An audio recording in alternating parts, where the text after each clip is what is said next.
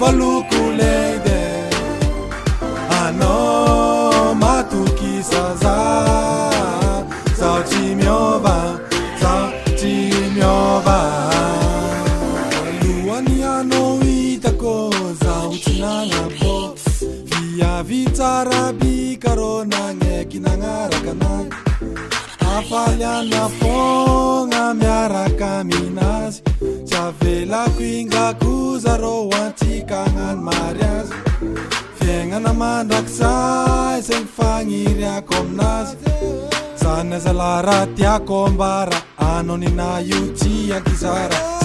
zegny tiako ambara amina io baby zegny tiako ambara amina io baby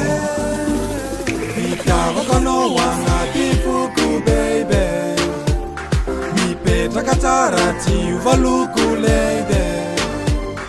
anao matokisa zaho tsy miova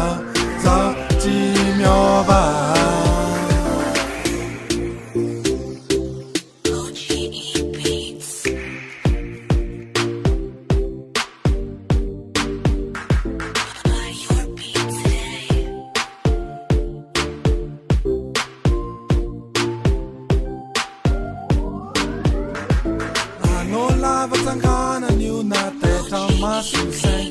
nisy etokely aby ny foko moloko jiaby main zaho nagniry mafy te hiresaka plasintsika raiky anao nampiresaka ny foko mitobotoboko satria zaho tara zaho koa fa nagneky anao nagnambara zany azalahy raha tiako ambara anao nina io tsy ankizara zegny tiako ambara amina io baby mitiavako anao agnaty foko baby mipetraka tsara tsy ova loko le